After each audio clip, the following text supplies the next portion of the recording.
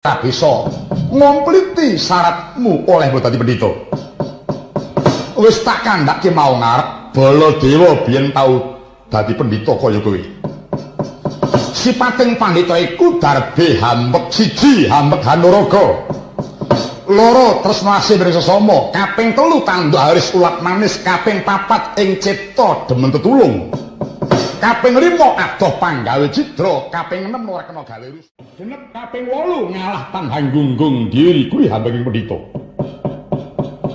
Nanging bareng tak penggalih hambek 8 mau babar pisan tanpa ana sing tok nggoni. Ora jenengane yen kuwi duwe tembung bakal mentala nyirnakake marang wong kang tanpa luput dosa lawan sira. Ora dalah, lumono. Tata gelar kuwi jejoban, tata gelar kuwi nganggo surban nanging jebul pancen ala gedhamu. Katitik ing ngatasi sing ngalak rukun wi Pandhawa Kurawa kenapa sing kanggo banten wong sing tanpa luput? Ingkang mangkono paedah apa? Baladewa kesana ning kene. Kadhe nimbang Baladewa klepetan banyu kang letuh. Prayoga kuning papan iki nanging sesantiku eling-elingan. Wong kang temen bakal dinemu wong sing salah bakal seleh bakal mundur makasih kowe.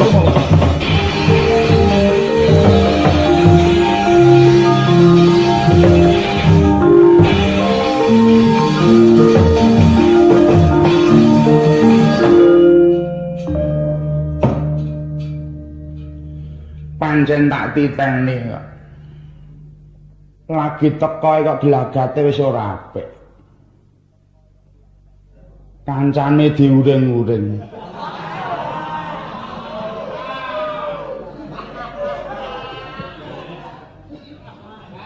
Ya. Tata lair Cahya ning kebatinane ora cocok karo aku.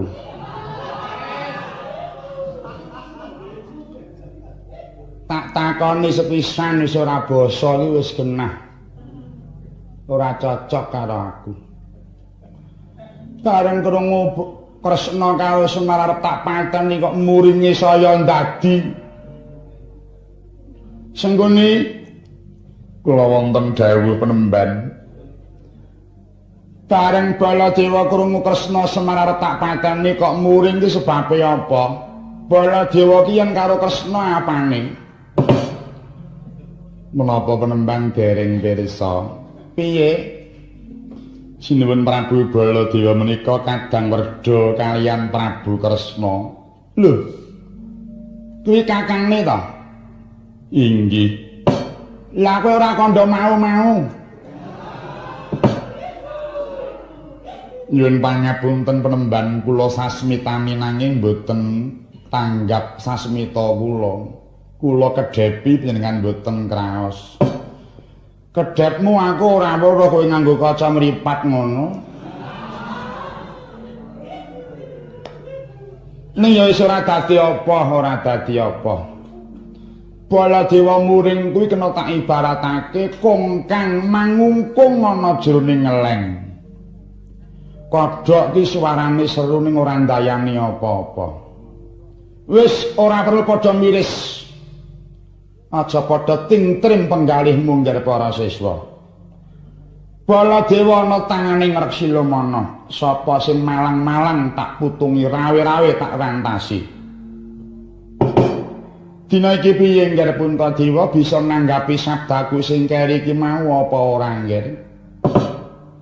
Rama penemban.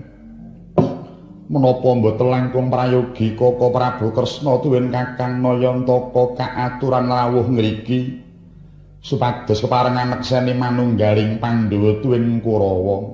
Tak kira Kresna Semar ora gelem nekseni marang manunggaling Pandhawa Kurawa. Langkung prayogi dipun cobi. Ya wis sak karepmu. Ning aku darbe kapercayan mesti ora gelem nekseni rukuning Pandhawa Kurawa. Dimas Bratasena apa? Siadi dina iki keparenga miji marang Kakang Nayantaka. Semar dudu duweku. Semar Wipana kawane Janaka. Kandha karo sing duwe Panakawan kuwi. Marga nek sing perintah aku ndak diesemi. Marga wektu iki lagi melu Janaka aku ora wenang merintah. Yai Arjuna kula wonten dawuh. Siadi ingsun nutus lumawata marang Praja Ndhuwurwadi lan Karang Kedempa. Koko Prabu Kresna lan Kakang Ismaya aturana rawuh marang Praja Ngastina kene. Kang wigati kaaturan nekseni manunggaling Pandhawa kelawan Kurawa. Kula nuwun nyimbata langkung dhateng sendika ngestoaken dawuhipun Paduka Koko Prabu. Bratasena marka kanggo apa? Aja negakake budhale Yai Arjuna. Siadi uga ngawat-awatana Yayi Janaka nggone bakal suwan marang Ndhuwurwadi. Ora liwat ngestokake dawuh. Ana paseksen salah sawiji saka Praja Ngastina. Nekseni bakalan kating si Janaka Werkudara tekan Ndhuwurwadi apa yen ora? Inggih langkung prayogi Bapak Guru. Paman Sengguni nuwun wonten dawuh. Pakendir paman wae mara tumuli ngawat-awatana Yai Arjuna sesarengan budhal marang Praja Ndhuwurwadi. Kula nuwun nyimbata langkung dhateng sendika ngestokaken dawuh. Parengati Paduka nyuwun pamit madhal pasiyang Paduka ingkang sinuwun. Ya paman, ora liwat mangsa bodho. Koko Prabu kula nyuwun pangestu, Dimas Arjuna duga-duga digawa ngati-ati aja keri. Bapak Guru kula nyuwun pangestu. Ya Anggar Janaka, ndak paringi sang wilujeng nirbaya nirsangsaya langkungmu bisa lebda ing karya. Suman kula wonten dawuh. Babar pisan dawuhna marang anakmu Kurawa, kinen padha nututi marang Prabu Baladewa. Yen gelem Baladewa kinen bali marang Praja Ngastina kene ewadene yen pancen Baladewa meguguk mutha waton gajah gelar bondan kang tanpa payung. Babarna pisan si Baladewa sirnekna. Menawi ngantos Kurawa kawon kados pundi? Aku ana mburine Kurawa. Nuwun ngestokaken dawuh. Anak Prabu Duryudana pun bapa mundhut pamit tumuli bakal ngawat-awati marang siswaku Kurawa kabeh. Nggih Bapak Guru betul langkung namung ngandharaken Raharja. Monggo Yai Prabu Punta kula dherekaken panjenengan kedaton. Ngentosi sak wangsulipun Yai Arjuna. Nuwun ngestokaken dawuhipun Koko Prabu. Paripurna pangandikaning Sanata Prabu Duryudana. Arsa kondur hanyadaton tumapak ing padha yekti datang alisir saking ugering wewaton.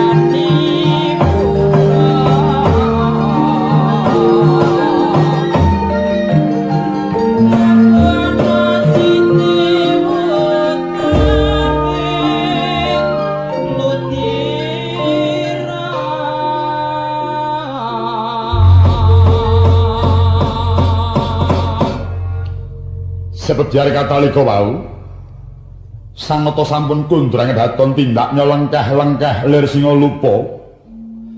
Lembian mereka simpiriak gajah nguling satindak mandhek sapecak tumoleh. Ing cipta amung ngenget ingkang kadhawaken mungguing pasiwakan. Nemo kocapa ing mangke datang kadhe ingkang wonten madyaning kori para sedya lenggah ngarsaning kori nenggih Sang Ratu Banowati pinarak. Gadhep sang Hyang para ndamel Cinandra tansah angrangu konduripun ingkang raka.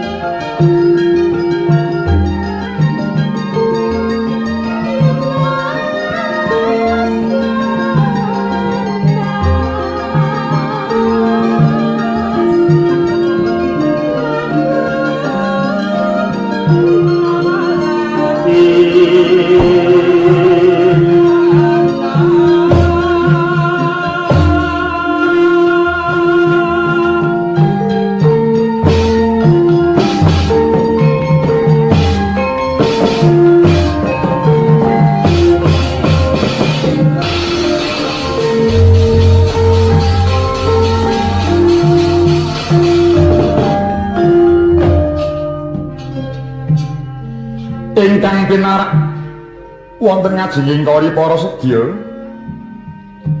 paninggih menika ta Samarpa Dayinta putri saking tlatah Madras inggih saking nagari Mandaraka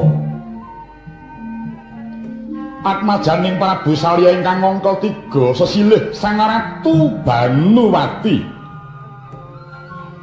Ya Dewi Banawati, ya Dewi Tanuwati.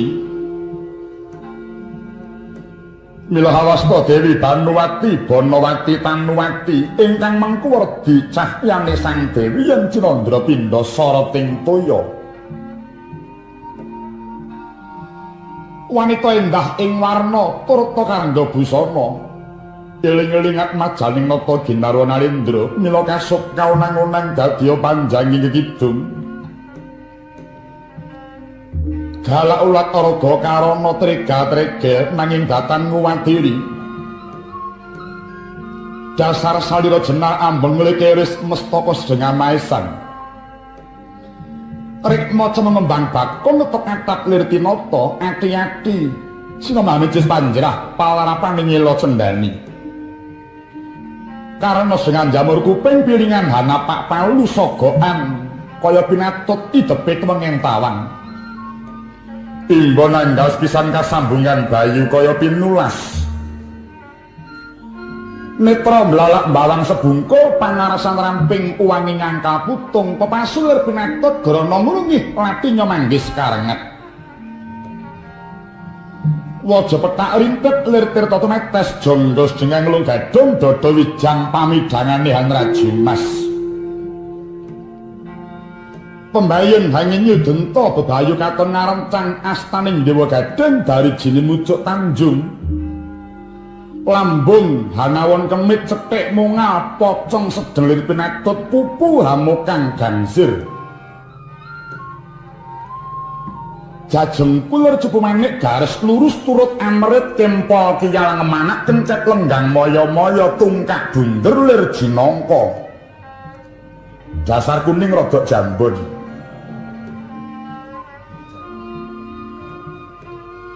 Yen ngandika jelih-jelihan jelalat, yen rengu saya semu besengut pimbuh patut.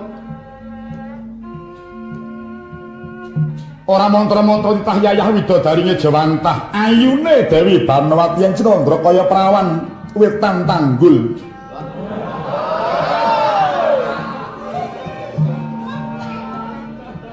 Gunas ganes menes kelewane milangoni. Singa mulat mesti kasemaran marang endahing warni. Saya sepuh saya ndemenake. Saya mapan.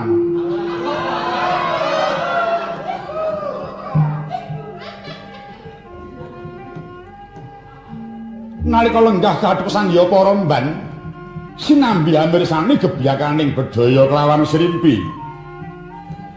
Beksa bedhaya ingkang beksa Kyai Putri cacah wonten 9 dene beksan srimpi ingkang beksa putri cacah wonten 50. Sinambi midhangetaken ungling gangsa kraton kang tinabuh abdi dalem Kanoman Karawitan. Rampunging beksa suwuking gendhing ana tengara kunduring sang katong sigra sang ratu menyat saking palenggahan. Angasta tirta Sindustaman kang wis minadahan sangku kagem hamiji dhateng ampianipun ngraka. Mulat tanggaping sasmita sanggiya para mban sigra miring dhateng tindaking sang ratu.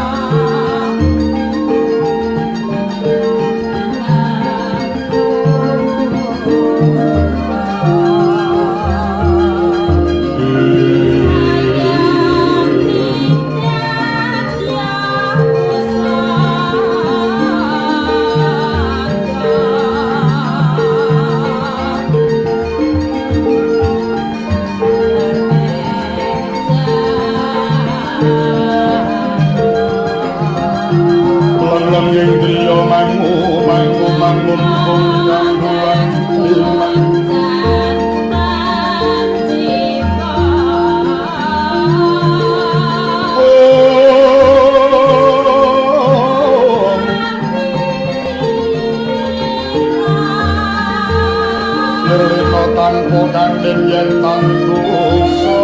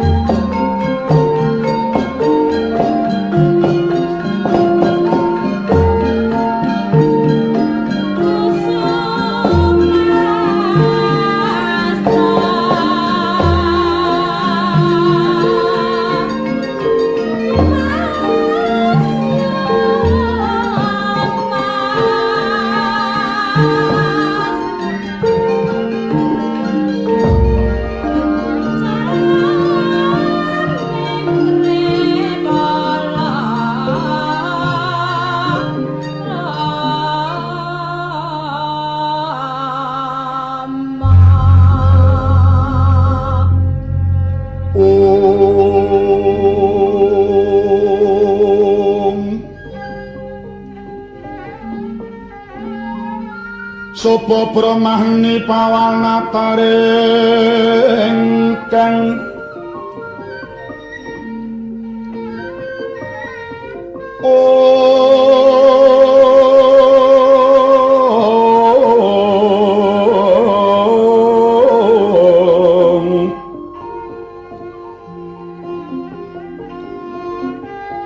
Rak mutiara heres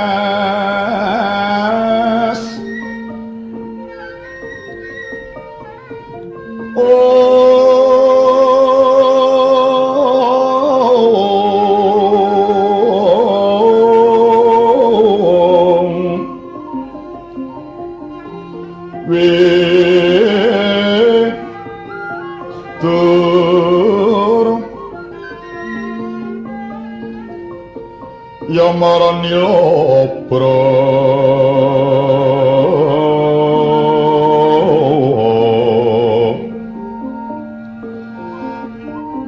prani pagar tunjung nyo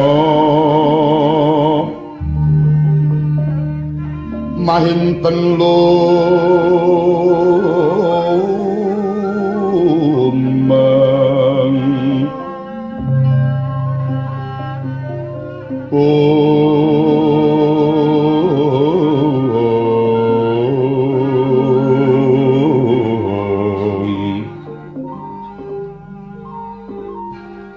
muntap intening Gapura Majawi Yuang Surya katon Hujwala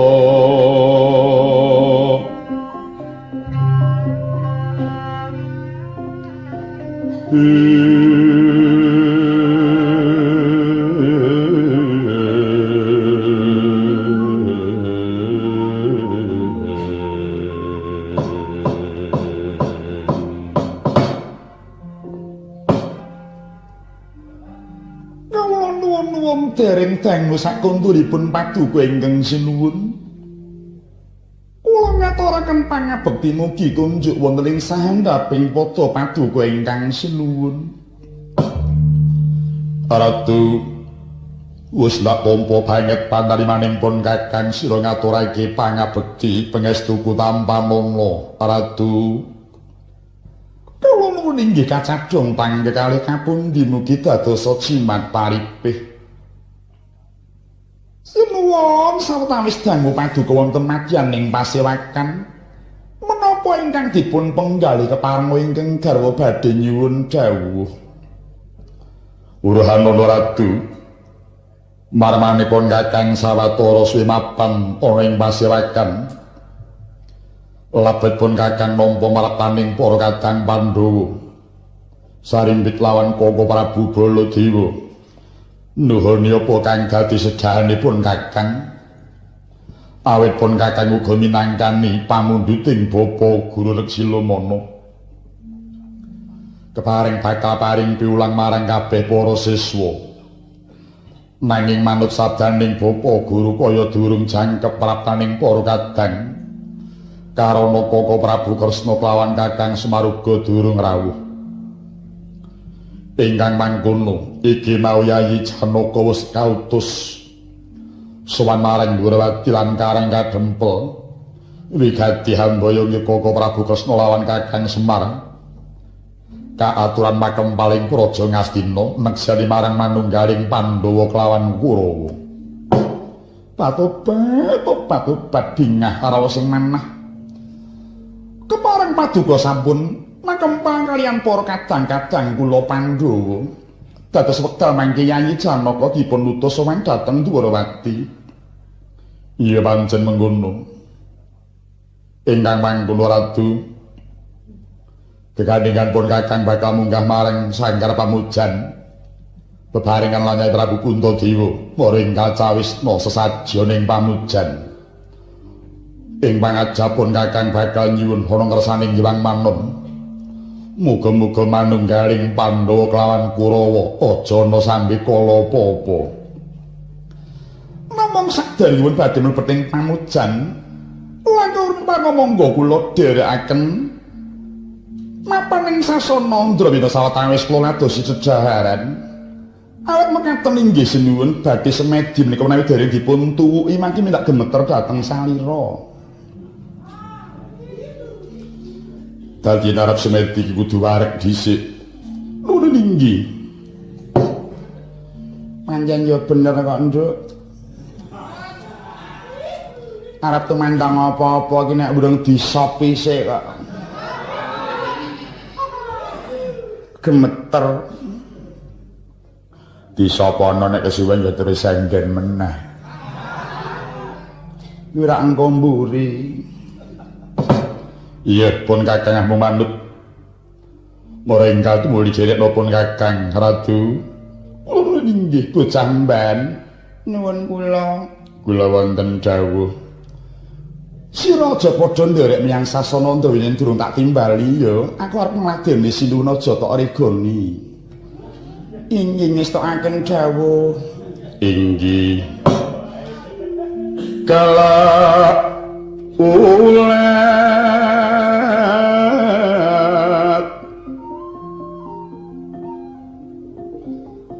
ler tatik ambarong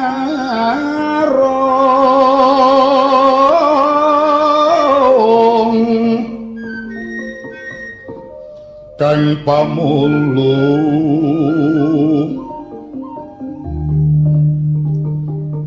halus manis mawe kung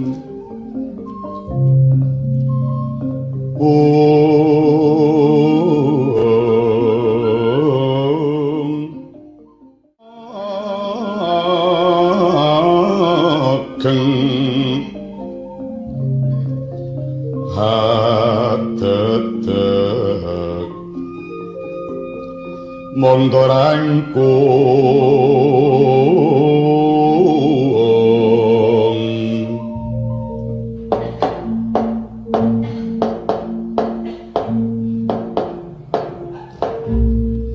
aku repan dadya pantes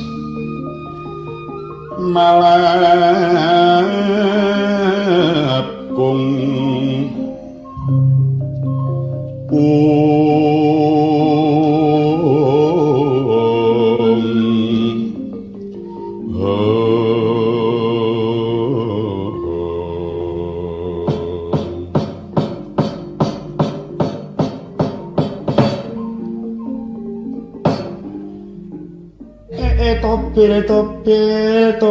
topil mboke sawiyah penekan turut ngedhek Anakku bocah ayu, anakku bocah sing setinik-tinik nduk sulani ngger.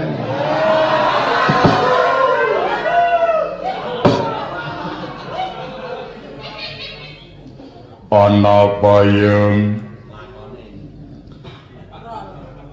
Aku wis ora bentoyong banget, aku wis ora susah banget marga saiki wis gelem omah-omah.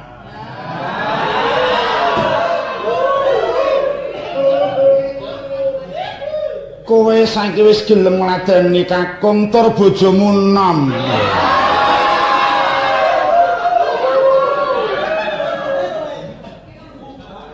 Iya yang iya. Ya mung tak jaluk sing kere iki yang terakhir kali ya, Ngger.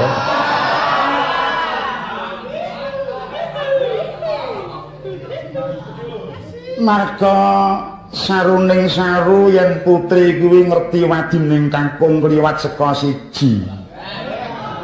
Kajaba yen sing kakung kuwi seda apa pisan. Iya yang iya. Marga apa aku wis rampung olehku bentoyong sabab aku iki ngrumangsani duwe anak wedok sing wis perawan. Duwe anak wedok sing wis perawan iki kena tak ibaratake kaya nandur gedang sing wis suluh. Gedang iki nek wis suluh kudu ndang dibrongsong, kudu ditunggu. Awit nek nganti ora dibrongsong utawa ora ditunggu ndak selak kecocok-cocok.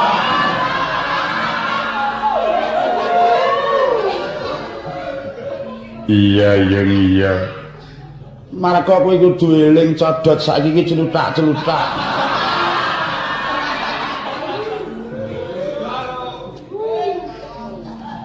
Iya yang aku nyuwun pangestu muga-muga aku bisa lestari momong karo mantumu sing kere iki. Kok kowe biyen pegatan karo bojomu iki sebabe apa?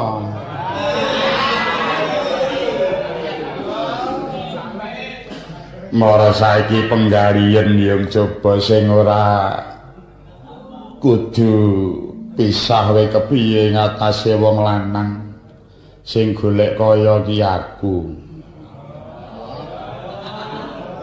Iya.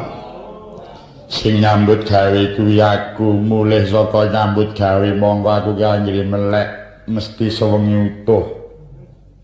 Apese sak jam 3 ki yen nuyon-nuyon. Mulih saka nyambut gawe aku ora iso ngaso. Awan aku kudu netepi kewajibanku nggonku dadi bojo. Ya wis sak mestine witekno wong kowe bengi lunga kok.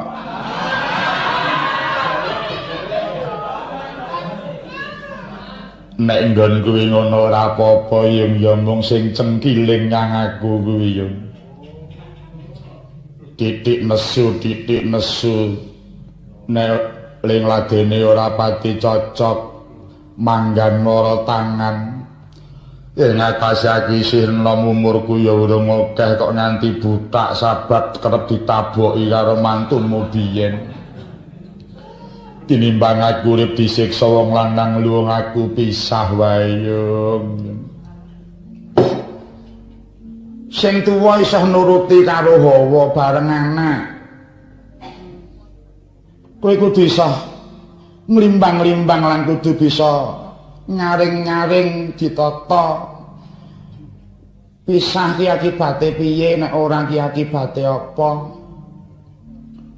Kowe pisah lega atimu bareng anakmu. Nek nyali ngono ki kelara-lara atiku.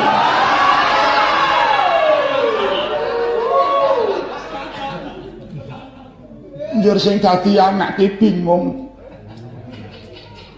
Arep melu bapak, nek bapak engko rabi entuk mbok kuwalon. Melu mbok, nek mboke rabi entuk bapak kuwalon. Mula ya nduk. Wong rabi ki aja nuruti hawa ning kudu ditintingi sing tenang. Marga wong omah-omah ki ibarate kaya nglepasake jemparing luput pisan kena pisan yen gampang luwih gampang. yen angel-angel kelangkung. Mula ya katresnan ki mawa pangorbanan ki pancen bener. Gandeng wis tak tresnani kudu gelem korban wujud apa wae. Mula kowe iki dadi anak ya kerepa sowan wong tuwa ki arepa karya pelok tetep isih diamuti. Ora sembur ya tutur, ora tutur ya wuwur, mung sangka kurang olehmu sowan nyang wong tuwa nganti ora ana piwulang kang sira tampa karo bojomu sing biyen. Rahayune ana sing terus nulungi kowe, Nduk. Iya. Ya mong kowe kudu ngerti nek umure iki akeh kowe tinimbang bojomu.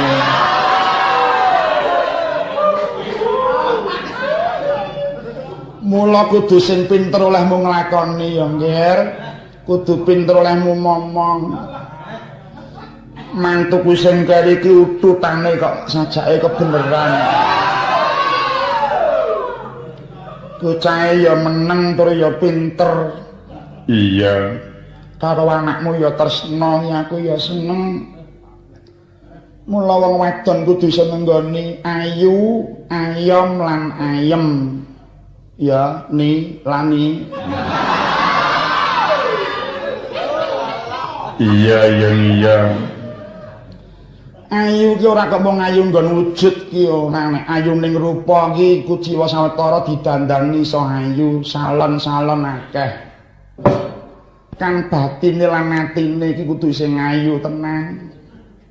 Kudu ngerti iki barang sing elek, iki barang sing apik, iki dosa, iki ora, kudu iso milah-milahake.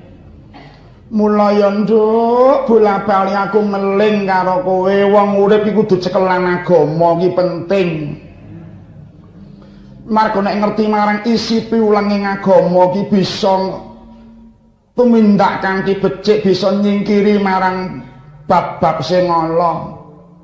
Mula tak jaluk ya Nduk, tekuna ing pangibadahmu, ngandhelna ing reh agamamu, percaya marang Gusti lan utusane lan kitab-kitabe lan malaikat-malaikate. Yen kowe wis bekti marang Gusti mengko bakal kinuntun uripmu dening Pangeran. Ning nek tanpa nganggo gondelan agama apa kapercayan, oh tenan Nger, mung arep nuruti hawa. Mongko nek nuruti hawa iki kok tak ibaratake kaya wong ngetutke angin. Angin ngalor melu ngalor, angin ngidul melu ngidul. Angine rekaman ya entuk-entukan lho kuwi ya. Ya sangka angin bengi kuwi lho, Nger. Iya. Tenan aku wis kapok kok ya wis pisan iki wae. Dasare mantumu sing keri iki karo aku tresna banget. Tenan aja mung nek ijik anyaran we sayang-sayang aja. Ya kudu tekan kaken-kaken nyinen-nyinen tetep dadi jodohmu wiwit ngarca padha tekan delahan ya, Wuk. Bisa nek mati yang swarga ya bisa bareng, nyemplung neraka ya bareng. Ya nek bisa aja nyang neraka. Mung kali nonton tumindak ya ana donya. Tumindak ana donya apik lawan swarga dibuka. Nek kowe wong wadon tok dol murah neraka dibuka amba tak kandhani. Lho iki welingku nyang kowe tenan ya, Ngger, kuwi wujude ngayu.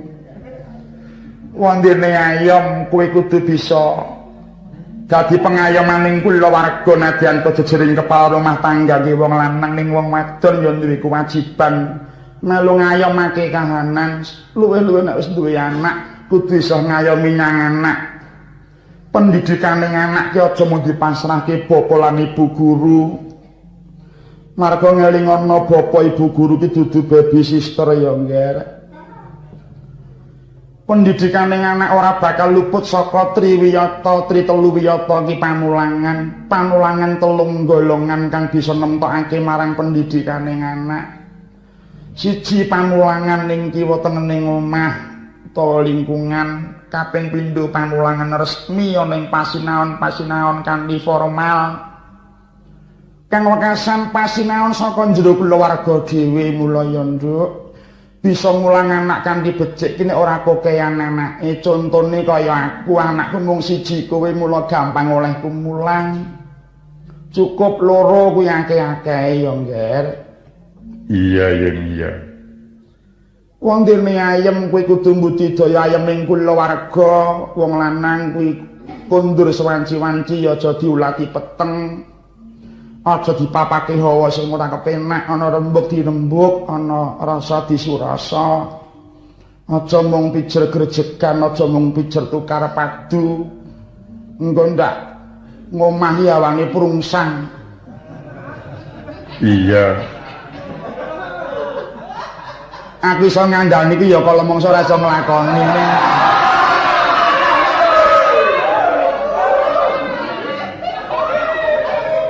yen aku bisa tutur ki sak ora-orane ana pahala dhewe nyang aku kok nggih. Iya yang iya.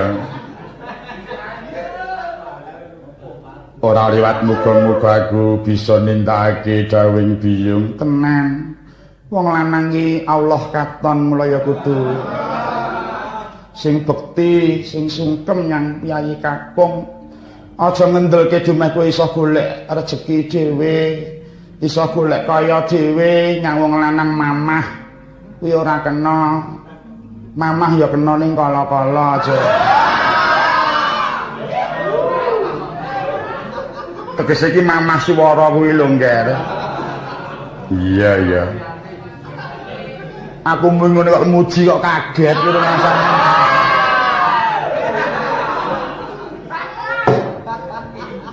Nduk apa ya mumpung isih sore nggih yo padha rengeng-rengeng nderekake kagem dahar sinuwun piyayi luhur kuwi yen dahar kuwi lawuhe ya mung gegendingan iya mara coba nduk mumpung isih yahene nyuwuna berkah karo Mbak Yumu sing saka Selembaran Mbak Yu Wara Sudarmi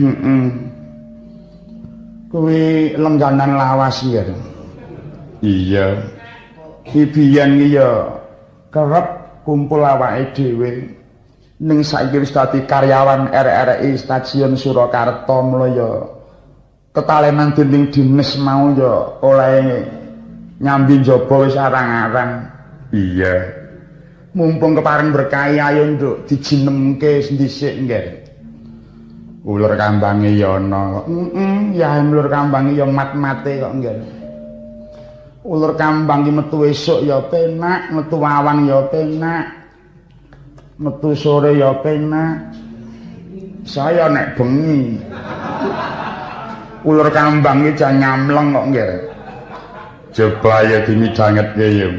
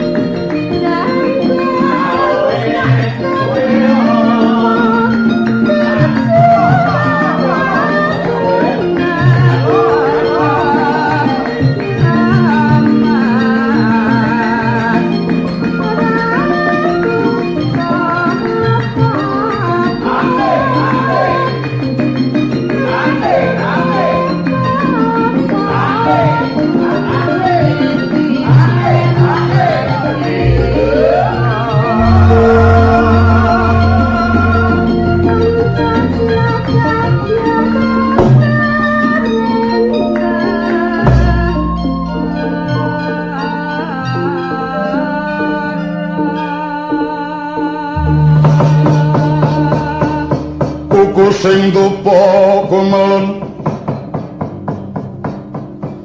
ngening kentiasa ngabage kawengku sagung jajahan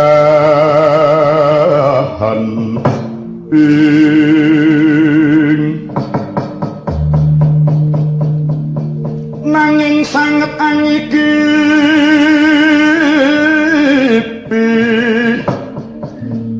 sanget sikane putra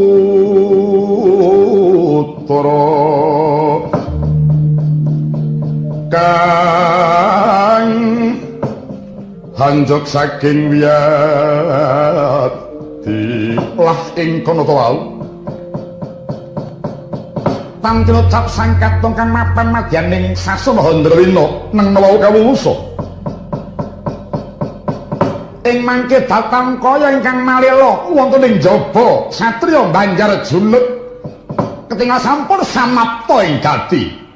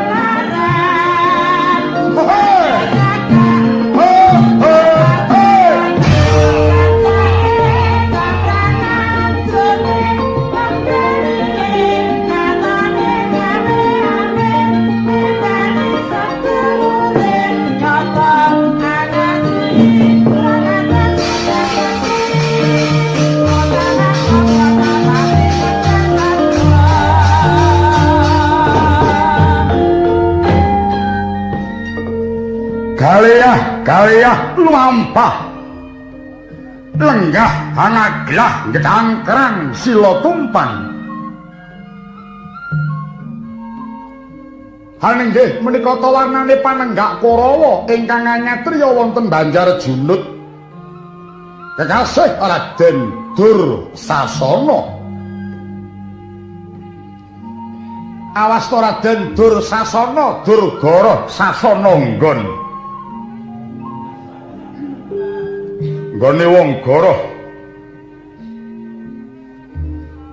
candrane Raden Dursasana raine lonjong watake nakal galak menang brengkile dasar sugih reka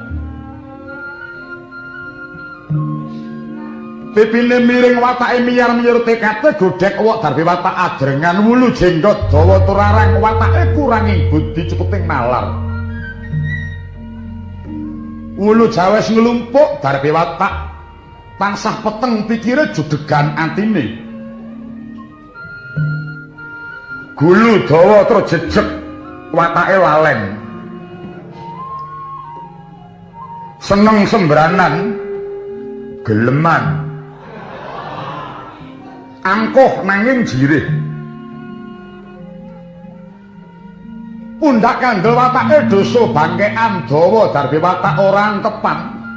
Rodok karem olah asmara kaya sing nyritakake.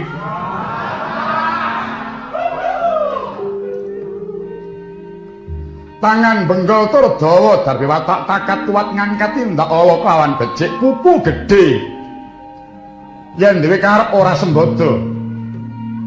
Pawakan gedhe rada gumait yen mangan sinambi omongan mripate jelalatan akeh kecere tur kecape seru. Darbe watak atine rongeh. Yen turu ngorok kulina jingkrung tur kerep melorot. Darbe watak wani isin. Yen mengagem ora bisa matut waton bisa tuku katitik pating srembong busanane. Driji 10 kebak barlean.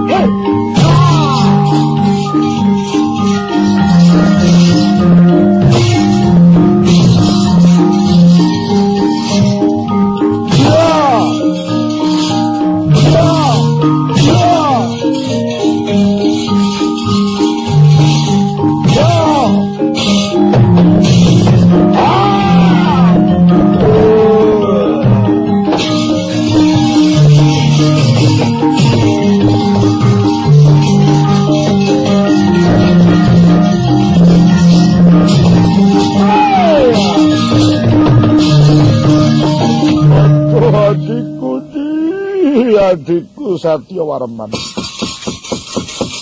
Ora nyono sira siadi ndisi magut natalaken parandene malah ndisi mati. Yai. Adikku dhewe mati siji aku arep gelem pulih. Ngobrak-abrik barisaning Pandhawa aku. Barisan Pandhawa karo Pagrawan Prabu Satyarata. Ampun.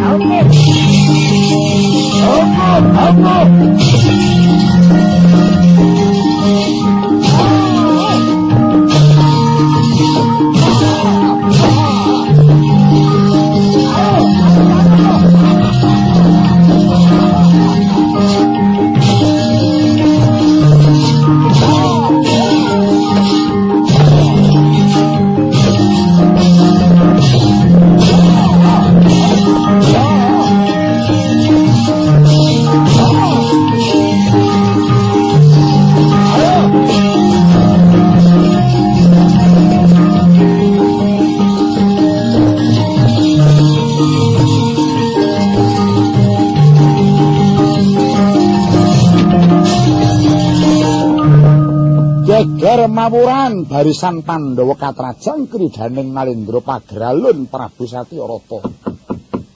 Ngamuke kaya gajah kelangan serati. Gengolena prateng lampus silih untih genti kalindih sirna memadyaning palagan. Lauto Raden Werkudara ingkang sampun waringutan wiwit wau sampun saged nyirnaken dhateng pinten-pinten prajurit. Emangke dipiketi ngatipis barisaning Sang Dresta jemena labet sampun kathah ingkang pejah. Ya jemangkah mandigada rujak polo. Dumawaing jangkaing Sang Werkudara pas ngajenging Prabu Satyarata. batanpa taha-taha gada kakeprokake dhateng ndasing Prabu Satyarata diadi lan matine.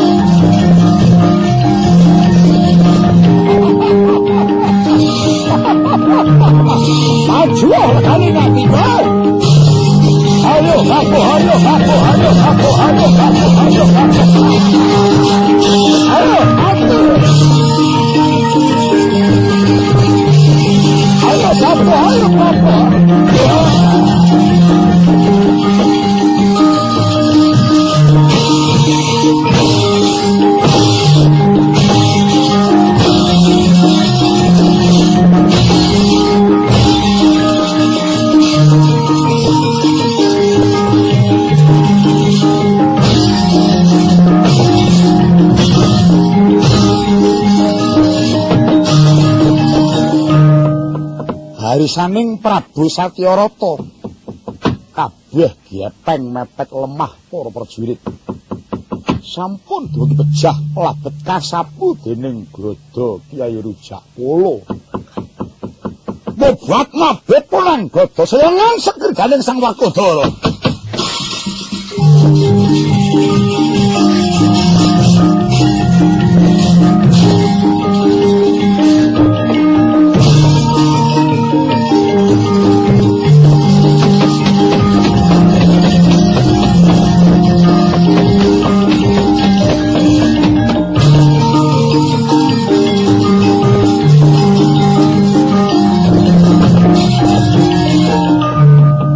Tirtanata maju, Tirtanata maju. Jayadratata ndi, Jayadratata ndi, Jayadratata ndi, Jayadratata ndi, Jayadratata ndi, Jayadratata ndi, Jayadratata ndi, Jayadratata ndi, Jayadratata ndi, Jayadratata ndi.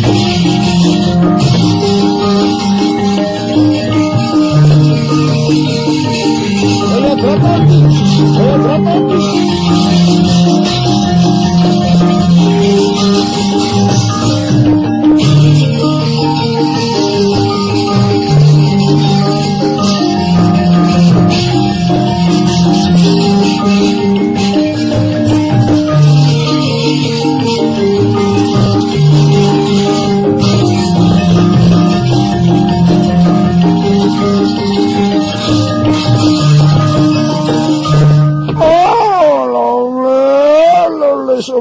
Somoranti Hadiarya apa Kakang Sukalima wah dalah Werkudara pengamuke kaya gajah kelangan serati mobat mabit dadane digelundungake kabeh padha pating krepes kemah ludes kales tanpa tilas ratu sawadya balaning nalindring pageralun. Waduh Kakang Kurawa kasing ati Kakang ngebiyuk bareng Suratantaha Kakang Werkudara kaya ngono gegirisi pengamuke. Ya menapa padha saur manuk elok goleki Jayadratata ndi Tirtanata ndi. Wela iki mengko yen to nganti prajurit Pandhawa ngerti jenenging Tirtanata tan wurunga bakal sirna anakku Tirtanata. Saiki ana ngendi? Kae Kakang ora adoh karo kowe. Tak temani dhisik Tirtanata, tak prayogane. Ya mangsa bodho Kakang.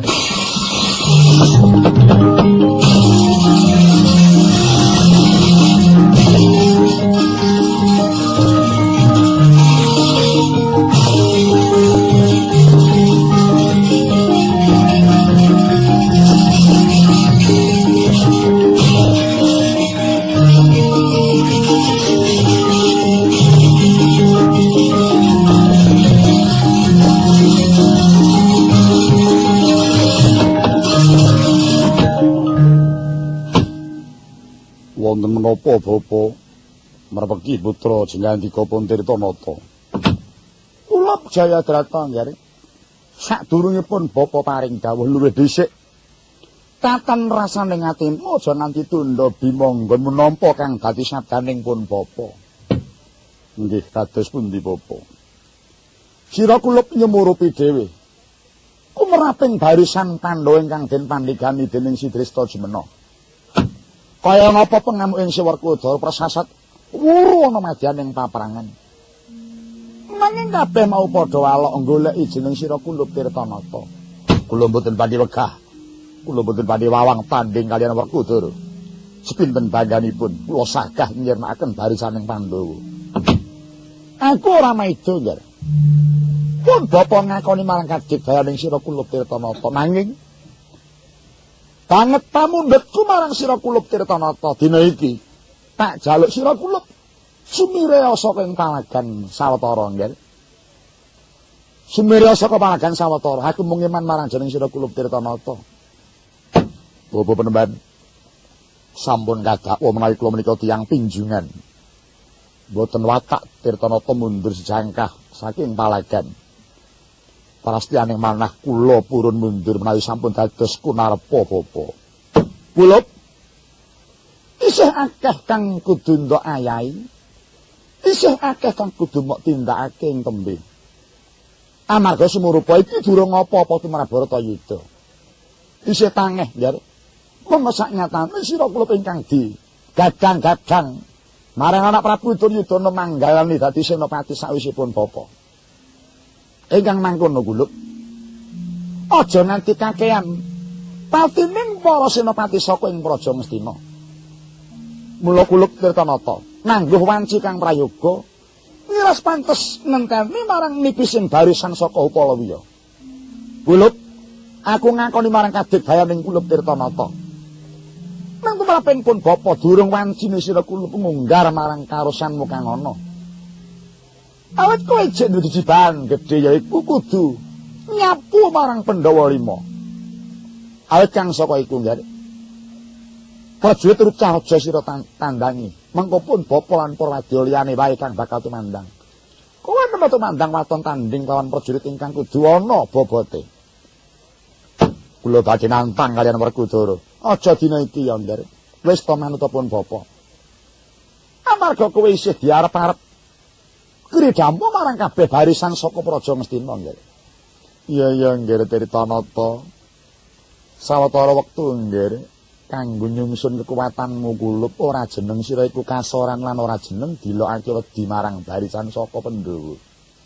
Nanging ya mung banget pengeman marang sira Kulup labet isih akeh ayahan kang luwih gedhe tinimbang iki. Mula kowe iku dimanut marang dawuh Kang Rama Soka 5 ya, Nggih. Inggih. Pamung mundur kula rak mesti mboten dipun lokaken menawi kula menika kawon. Mboten dipun lokaken menawi kula menika wajri. Oh, ora, Nggih, ora.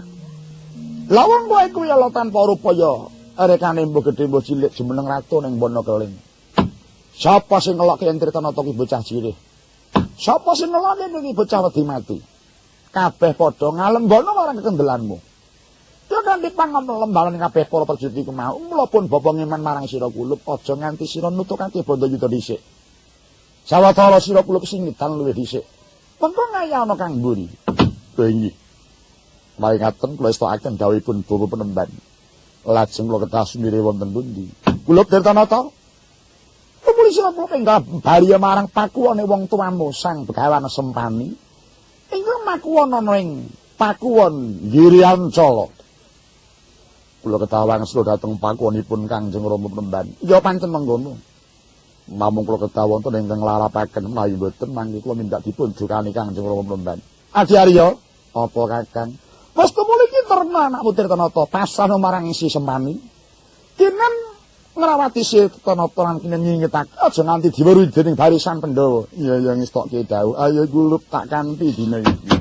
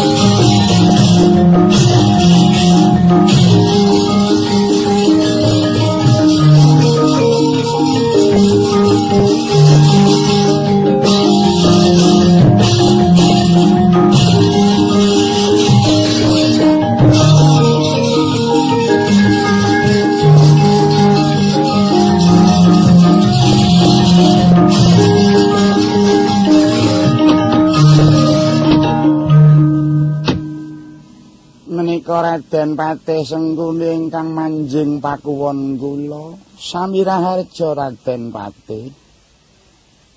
Sang Panembahan Begawan Sempani sampun kula tampi paring perembagenipun Sang Panembahan Sempani. Kulup Tirtanata padha raharja. Inggih Bapa dhateng kapundi paring perembagenipun Bapa bekti kula mugi kunjuk. Iya nggih Tirtanata wis tak tampa. Menapa sampun rampung rananggana ingkang sampun dipun ayahi teka lajeng Raden Patih manjing ing pakuwon kula. Kawuningan Sang Panembahan. Daya-daya kula wangsul nganti Kang Putra Tirtanata.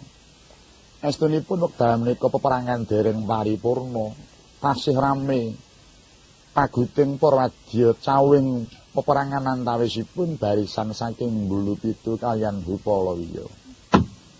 Namung menapa sababipun dene daya-daya kula wangsul kanthi nganti anak kula Tirtanata mestuti dawing Sang Senopati Druna. Wekdal menika anak kula Tirtanata kinen masrahaken dhateng Sang Panembahan langkung rumiyin. Lho, menapa anak kula menika wajib tanding kaliyan barisaning Pandhawa? Kulup Tirtanata kowe aja wedi nggih. Kedarang-darang bapakmu tak rewangi maku ana kene ninggalake mbana keling mung sebab aku nyuwunake marang sira Kulup Jaya ana palagan. Yen kowe perang aku ora pegat nggon nyuwun supaya kowe menang tanding karo barisaning Pandhawa. Yen ati kowe gemblengan Sempani mung wedi swaraning bedhil iki pedahe apa kowe tak gulawentah rina wengi. Bobo sagelukut sit pinarasa srestunipun babar pisan boten wonten manah ajrih. Kula tasih wani magut wonten palagan tanding kaliyan barisaning Pandhawa. Kang putra menika boten ajrih penemban, namung menika eguh pertikalipun Sang Senopati hawit barisaning Pandhawa sami alok namung madosi dhateng Kang Putra Tirtanata. Ing mangka Kang Putra Tirtanata ginadang kinen mejahi dhateng Pandhawa. Menawi ngantos Kang Putra menika mangke kenging pusakaning prajurit rucah menika malah ngloling semi jagat. Ing ngatasé Tirtanata mati kok sing mateni mung prajurit rucah. Nadyan kula pitados dhateng kadigdayanipun Sang Panembahan. Uger Panembahan tasih mujikaken dhateng Tirtanata, kula kinten Tirtanata teguh yuwana mboten badhe kenging gampil kenging senjata. Inggih Raden Patih langkara mekaten. Namung kemawon dening menika dawuh saking Sang Senopati. Sinten kewala mboten kepareng nukarta. Lawit saking menika Sang Panembahan mawantu-wantu penyuwun kula dhateng Sang Panembahan kepareng nampi wangsulipun Tirtanata. Menika mboten kok lajeng selaminipun mboten. Kangge saking sawetawis wekdal kemawon hawit kawuningana wekdal menika ingkang dipun padosi para Pandhawa namung Kang Putra Tirtanata. Oh nggih. Menawi pancen namung dumunung saking sawetawis kula mboten menapa-menapa uger mboten selami-laminipun. Lan kula ngertos dhateng menapa ingkang dipun keparengaken Sang Maharsi Druna ingkang minangka dados Senopati. Alok ing Purwadya Pandhawa kala wau menawi kepireng dhateng tiyang sepuhipun Abimanyu inggih menika pun Janaka. Kula kinten badhe duka yayasinipun. Sang Maha Senopati pancen menika pandhita ingkang linangkung ngertos dhateng kawontenanipun paprangan ingkang sampun dumadi kaliyan saderengipun dumadi. Lah syukur menawi Sang Panembahan sampun tanggap ingkang dipun kersakaken Kakang Sukalima. Tirtanata kula bapa manut karepun bapa nggih. Mundurmu ora sabab wedi, mundurmu sabab ora ngingrim marang barisaning Pandhawa. Namung mung sabab saka gedhe pengimaning Sang Senopati marang sira Kulup Tirtanata. Mula nggih ayo sira Kulup enggak tak kanthi ndak lebokake ana ing jroning gedhong waja sisi ing pakuwon iki nggih. Kaparingipun bapa kula kalebetaken wonten ing gedhong waja sisi ing pakuwon menika. Iya pancen mangkono. Ngestakaken dawuh.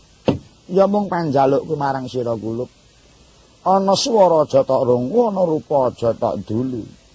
Jroning kowe ana gedhong waja nyuwuna marang Kang Karya Jagat supaya kowe metu ngguling jurit. Nggih, mboten langkung ngestukaken dawuh. Wontenipun bapa mengko aku sik bakal gawe kisruh marang barisan Pandhawa. Nggih, ngestukaken dawuh. Sampun Raden Patih. Keparenga nilar anak kula pun Tirtanata badhe kula singetaken dhateng Gedhong Waja. Sampun ngantos kesumurpan barisaning Pandhawa langkung-langkung sampun ngantos kesumurpan kalian pun Janaka. Ih, ngaten kula pasrah dhateng danipun Sang Panembahan.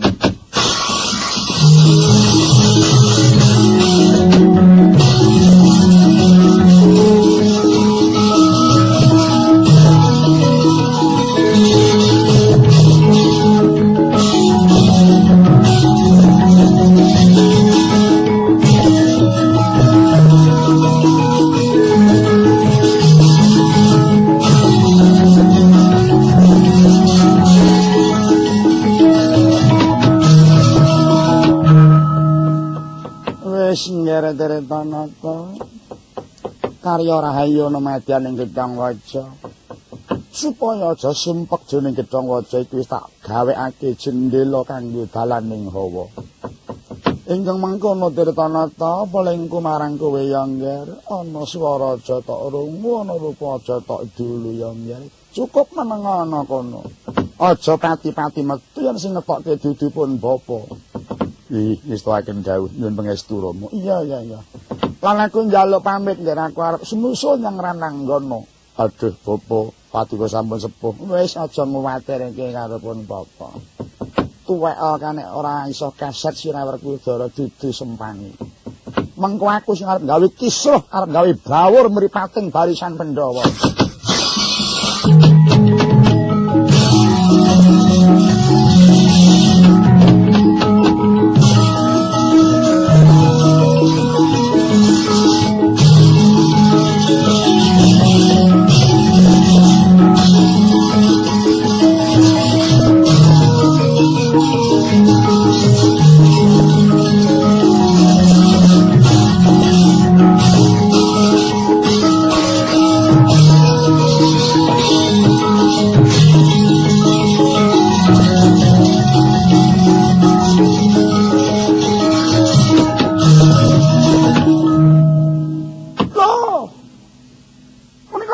Begawan Sempani inggih kula Sang Reksi paripangsa kedarang-darang kula medal saking pakuwon kula Giri Ancala tumuli kula mlebet wonten ing madyaning barisan wonten menapa Panembahan kula mireng pawartos kacariyos barisan Pandhawa sami nyalok ngupati dhateng ing putra Tirtanata. Oh nggih lakar mekaten. Mila lajeng kula kenging Dipatih ingkang supados masrahaken Tirtanata dhateng ngandika Sang Panembahan. Mugi dipun singitna saking sawetawis anak kula pun Tirtanata. Ngaturaken panuwun awit saking pengimanipun Sang Panembahan. Lah sak menika sampun ngantos medhotaken lelabetanipun anak kula Tirtanata. Kangge sawetawis wekdal kula badhe gentosi utawi makili anak kula Tirtanata tumut cawe-cawe wonten ing palagan. Oh, nggih sampun mboten kemawon Panembahan. Sampun cekap kula kemawon. Mboten Sang Reksi. Kirang lega manah kula menawi kula dereng saged ngetingalaken ing reh kasagetan kula. Dados sampun ngantos wonten pandhakwa dipun kinten Sempani Pendhita Pikun mboten wani dhateng palagan. Kersanipun dipun tingali krida kula dhateng barisaning Pandhawa. Saha kula nyuwun palilahipun Sang Senopati. Kula namung kepengin badhe ndamel leganipun barisan Pandhawa. Keparipun kados pundi? Mangke Panembahan saged pirsa piyambak kados pundi krida kula dhateng barisaning Pandhawa. Oh iya, nyemanggaken Sang Reksi. Tansah marep pamoring suksma. Sinukmaya winah ya wingasepi. Sinimpen tolenging kalbu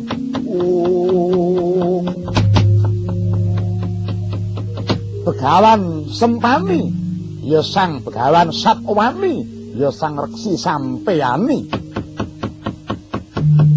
sedagep saluku juga nutupi babahan nawasa ngremaken pun nang panca indriya ninging cipta hamung badhe ngedalaken kemayan wonten madyaning Rananggana. Nalika mangke tasbih ingkang sampun kaasta dening Sang Reksi. Ingkang pinten-pinten atus cacahing woh genitri ingkang tinara tasbih. Pinuja dening Sang Reksi Sapawani ya Sang Sempani. Icaling wohing genitri babar dadi Jayadrata pinten-pinten atus.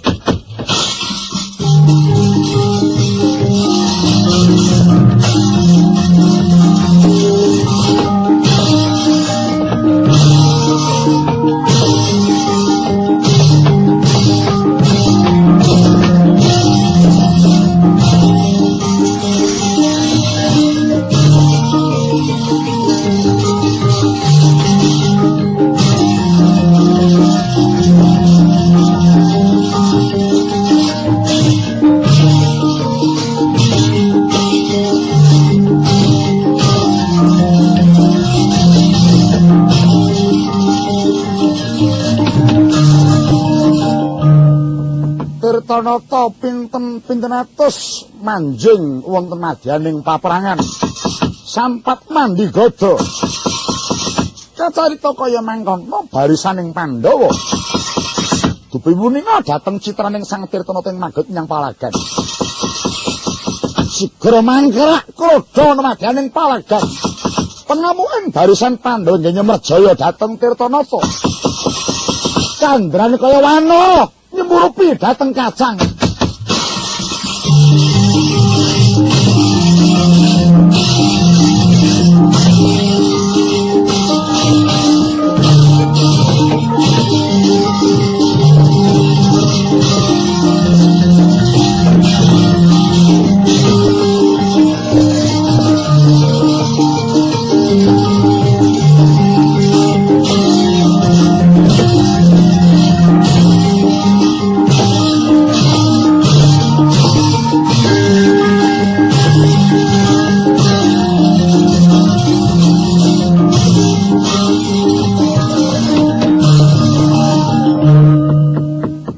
Tanana ingkang raos kesel tumandanging barisan saking Gopalawiya. Kaya dijawuru perang madyaning Palagan. Elok ing kawontenan. Uger Tirtanata pujan mati siji, jedhul 5. Mati 5, jedhul 20. Mati 20, jedhul 120. Nganti ngendi-endi kebak Tirtanata ngendi kebak Jayadrata. Waringu tenang sang barisan saking Pandhawa.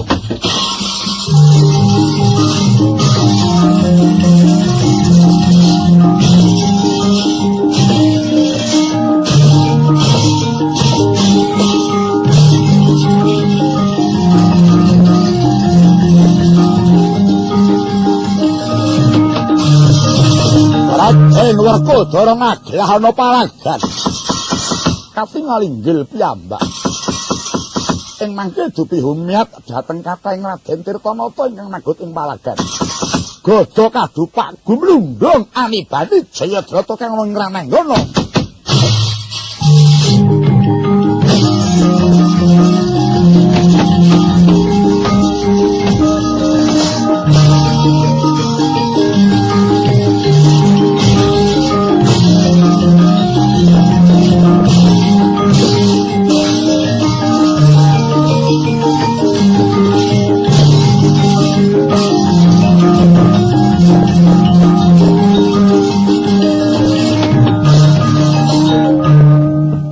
Nadyan wis prapteng lalis parandine saged gesang malih Tirtanata pujan.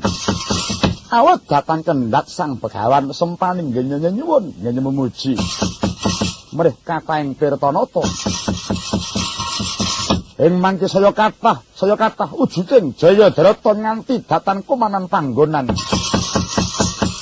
Raden Werkudara rumaos eram aning-ali dhateng ampuing mengsah ingkang pinten-pinten wujude. Kami gilan Sang Werkudara.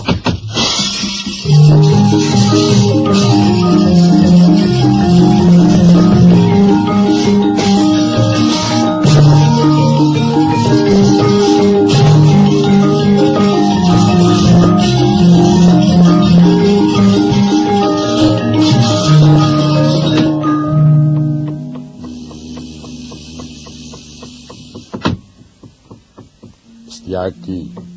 Kula wonten dawuh Kakang Mas. Wah.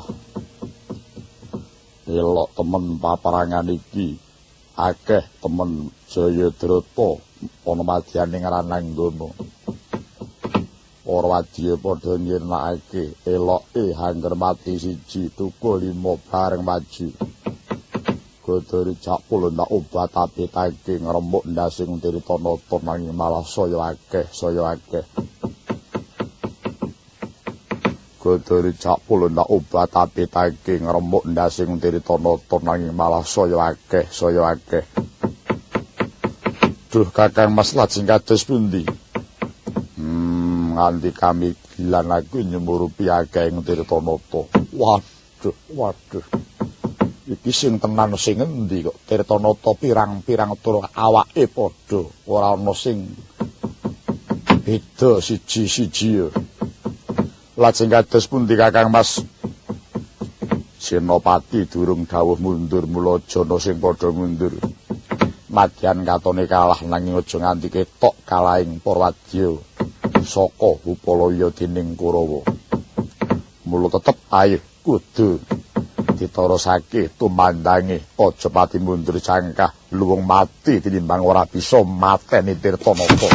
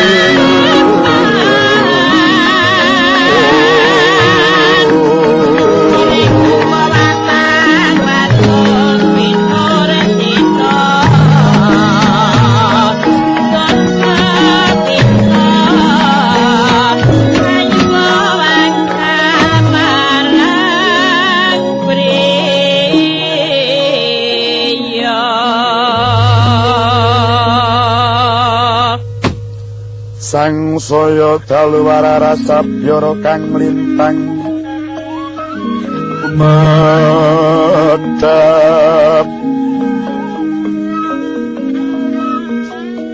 tis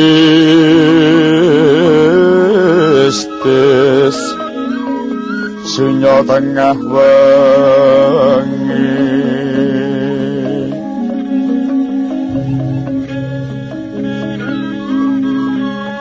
lumrang gandaning puspita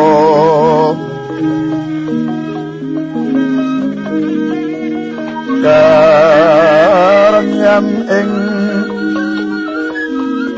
putyanira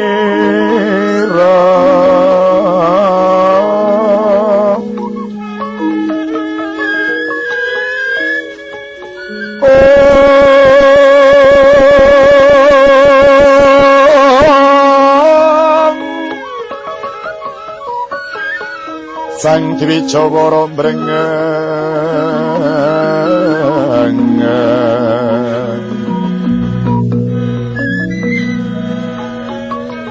lir swaraning madu pronto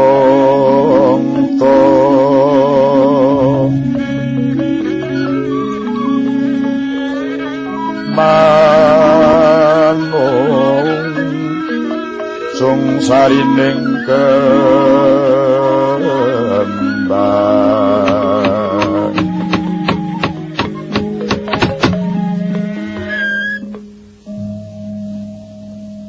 nadyan tanpa mundur barisaning Pandhawa nanging ing batos rumaos kekes aningali dateng kridaning Sang Tirtanata ingkang pinten-pinten ngebaki madyaning Rananggana. Lajeng Werkudara ingkang tansah anut marang lekasing Sang Senopati amung nenggo dhateng parintahing Sang Senopati. Nalika samana Sang Dristajumena tasih angajungaken pedhangira pinangka tandha bilih sampun ngantos mundur setapak barisaning para Pandhawa. Mila ing mangke tumandanging barisan saking Hupalawiya datanang abiyuk majeng namung ajagi-jagi sampun ngantos barisaning Kurawa kelawan kathahing Tirtanata mlebet wonten madyaning pakuwon Hupalawiya. Sinigek ingkang samiya Bandayuda wonten ing Rananggana nengna wau kocapa ing mangke wonten sempalaning lampah datan kadhi ingkang wonten madyaning kadaton Bana Keling garwaning Sang Tirtanata nenggih Sumayu Dewi Duri Silawati pinarak lenggah kahadhep lawan ingkang putra kaya dahat asri yen sakloron.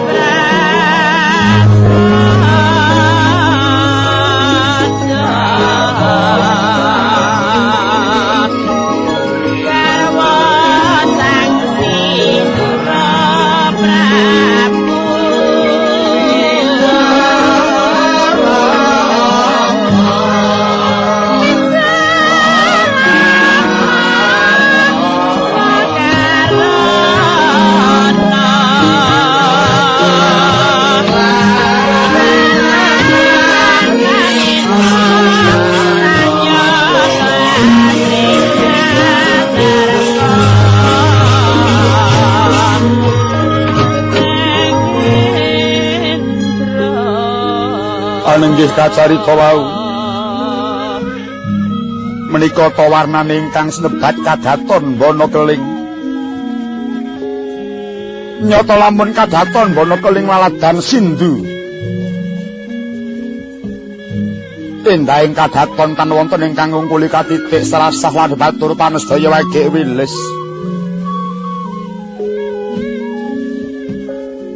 Lines pita gegapit umulir kuwung-kuwung angaweng wanguning kembang-kembang ingkang jinembangan sami. Pineta saponto-ponto pepandane sarwa-sari pethetane pinatut anut tinggir mangapit-apit. pinintos papan-papan papane taro tiris nusun pasang-pasang. Pasanging gapura pucak jemurut sacengkir gedene. Saking mandro hangga kekuwung-kekuwunge nawong wilis lir teja Musudama. Renyep-renyep katingal Sri Madyaning kadaton bono keling. Nanta ing mangke sapa ta ingkang kepareng pinarak mungguing kedaton punika ta warnane? Garwaning Sang Tirtanata kadanganing Prabu Duryudana. Kang asesile kusumaning ayu Dewi Dursilawati. Nalika mangke pinarak lenggah kahadep kelawan ingkang putra kinasih. Nenggih Bambang Wisamuka.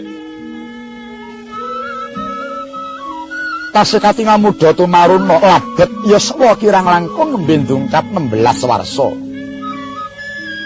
Bagus waraning Bambang Wisamuka. Dasar pakulitan jenar. Memper lawan ingkang ibu lumiting wedana datang siwah kelawan Dewi Dursilawati. Ananging wonten kuciwanipun sekedhik Bambang Wisamuka ketingal ngendhelaken atmajaning satria linangkung. Mila keladuk hadigang hadigung hadiguna ngongasaken jemeh atmajaning panguwasa. Mila amung tansah tumindak sapa sira sapa ingsun. Lumuh marang pakaryan becik. Jarak marang perkawis nanging enget menika atmajaning Sang Tirtanata. Mila anggung denajri dening para kawula ing Wonokeling nanging datan ajrih kandhas ing batos.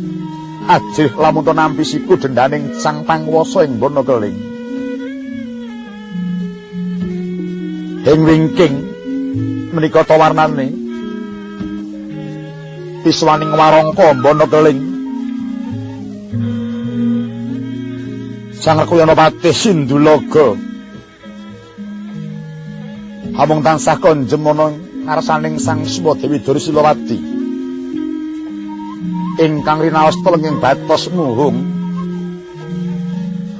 Sang Tirtanata ingkang sampun sawetawis datan mertinjo dhateng Karaton Wonokeling. Mila datan mokal menawi ingkang putra Bambang Wisamuka hanggung kapang kelawan ingkang putra. Nalika samana enggal marak miring ngrasaning Sang Kusuma Dewi kaya enggal-enggal Darbiatur. Mulat Dewi Dursilawati ingkang sampun punika dhateng lekasing Atmaja sigra kahajengaken sawaning Bambang Wisamuka.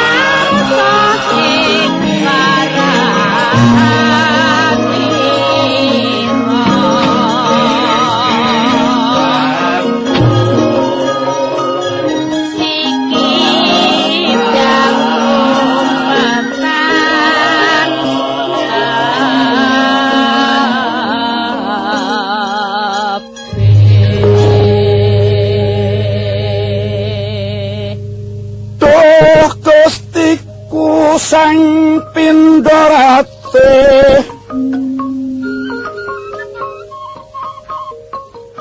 cahyanira sumono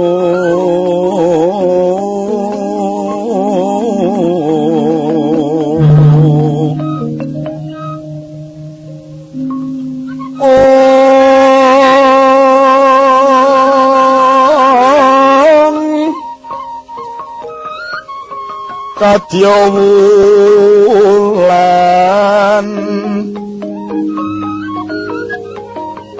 kang para nama sidi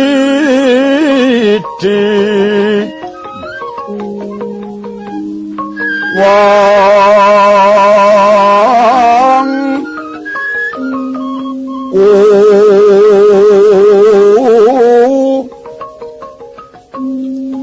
ning nemu kiring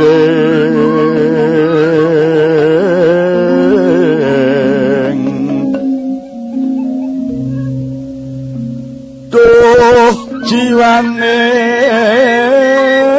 ingsun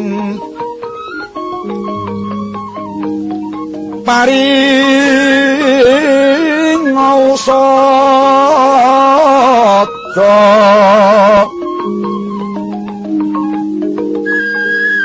pun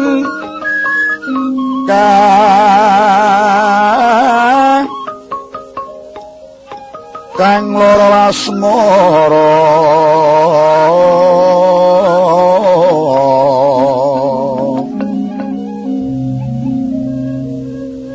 asmira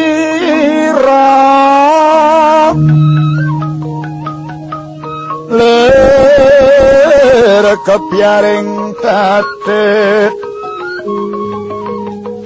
ler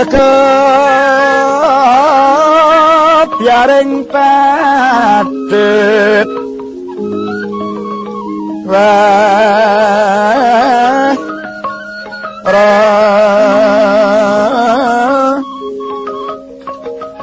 nyeping waradaya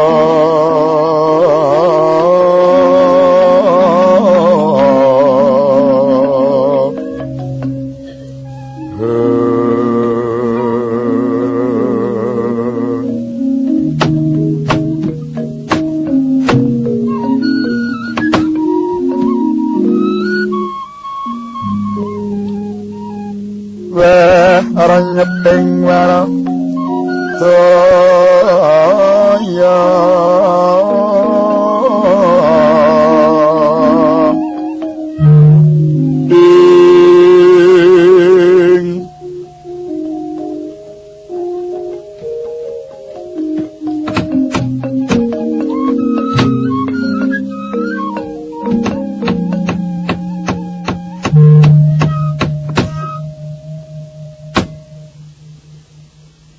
mengko tonggir putraku bocah bagus anakku wong asigit kulup wisamuka kula nuwun-nuwun wonten timbalan ing adhawuh Kangjeng Ibu animbali putra paduka kula pun wisamuka marma sira kulup tak timbali marak ana ngarsaning pun Ibu. Aja dadi kaget ing atimu ya nggih wisamuka. Kawula nuwun inggih. Umedjot tumitir carupwara kaliyan Marastuti kula tampi timbalan paduka Kangjeng Ibu. Wangsul putra paduka kula ngaturaken sembah sungkem. Mugi kunjuk wonten ing sahandhap pepadanipun paduka Kangjeng Ibu. Iya nggih wis tak tampa banget panarimaku sira kula pengaturake pangabekti pangestuku tampanana ya nggih.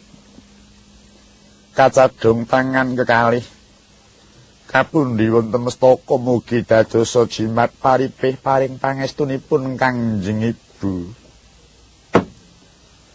Paman Patih Sindulaga kawula nuwun wonten timbalan ing adhawuh Amiji dhateng Abdi Paduka kula pun Patih Sindulaga. Aku durung bisa paring dawuh marang sira. Mula prayoga nanggon ngadhep iya Patih. Kawula napa nuwun inggih. Kados boten kirang prayogi anggen kula ngabiyantara wangsul kula ngaturaken pangabekti mugi kunjuk wonten ngarsanipun Gusti Raden Ayu. Iya Paman Patih Sindulaga wis tak tampa tumiba padha-padha. Baliring sira kulup wis samuka.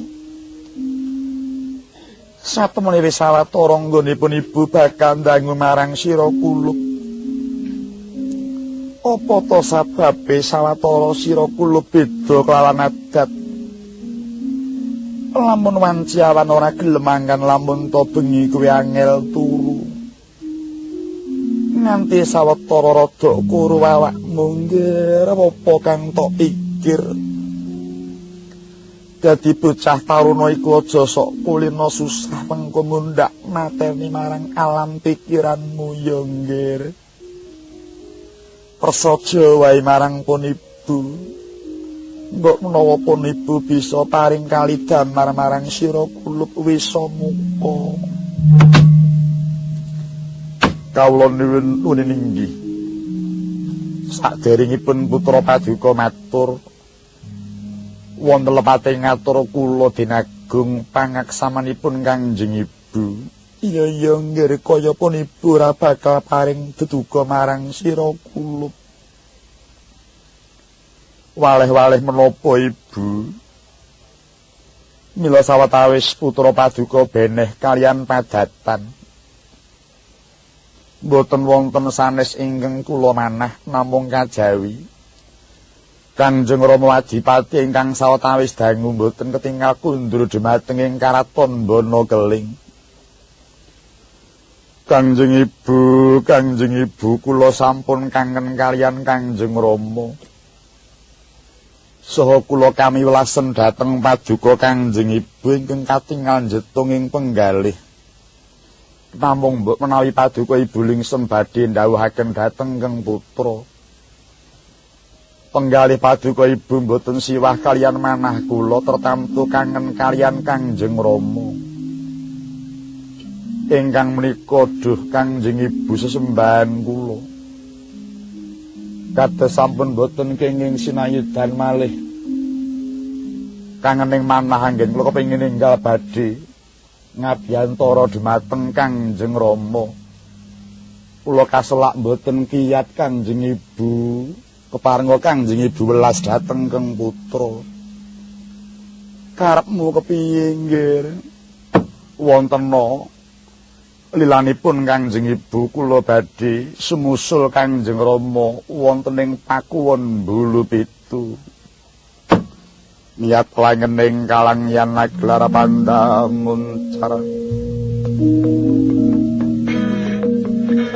Dinonir kekonang surem sorotetan padang kasor lan pacare.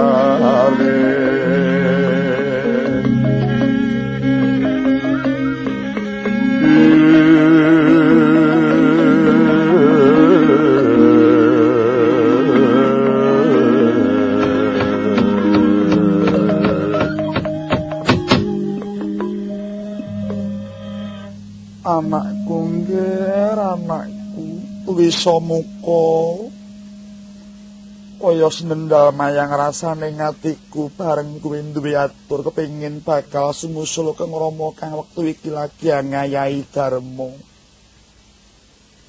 Kulup mawanti-wanti dawuhing Kang Rama. Sira kulup ora dikeparengake lunga saka madyaning kedaton Banakeling. Aja to sing nganti tekan pasanggrahan Bulu Pitu.